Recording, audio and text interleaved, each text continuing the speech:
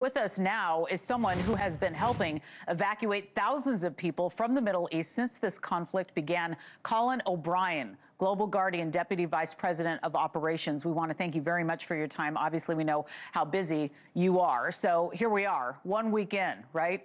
What kind of demand are you seeing right now to leave the Middle East? Because we're hearing from people saying that they're having trouble getting through to the phone lines. They're having trouble getting out. What are you hearing?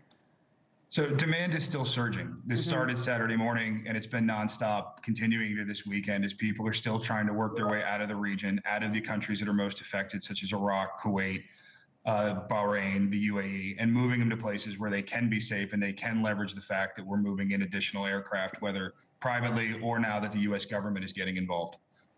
Now, the State Department says that 27,000 Americans have been able to get home. A victory there, for sure. But right now, when we take a look at the big challenges that you have with your crews that have really been facing some really difficult conditions in helping people evacuate the Mideast, talk to us about what those conditions are and what the challenges are, and if there's any way anybody can help.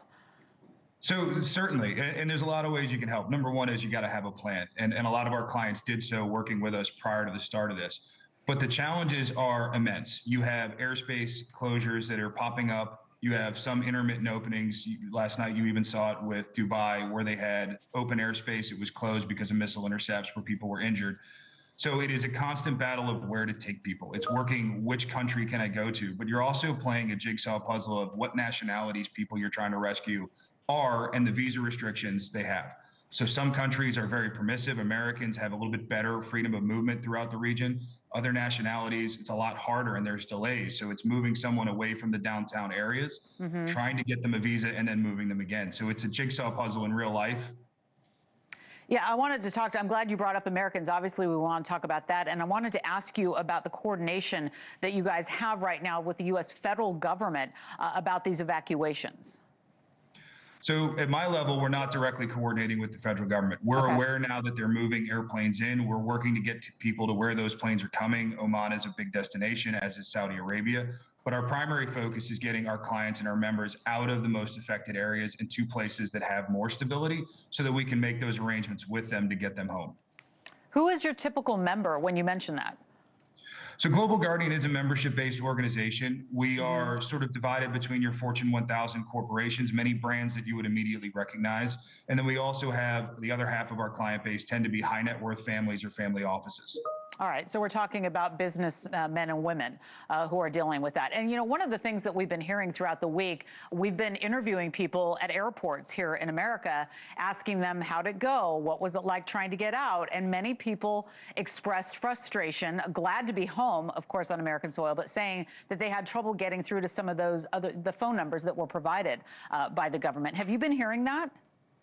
We have a bit, but you know, with Global Guardian, our phone lines are on. We are answering our clients' calls. We've never stopped. And it's a challenge when you have the hundreds of thousands of people that are affected overseas trying to call into one phone number and trying to get information. Yeah. Well, I also understand that you are a former U.S. Army military officer and Air Force Reserve Security Forces. And as we look ahead to the dignified transfer of 6 U.S. service members killed in Kuwait last Sunday, this is a really big day, and we're going to watch the whole thing through here on NewsNation. What goes through your mind when you know that this is about to happen?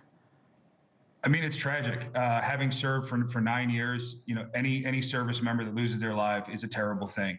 You know, they're doing it for a reason to hopefully bring additional stability to the Middle East, to create a safer place, and you hope their death is not in vain.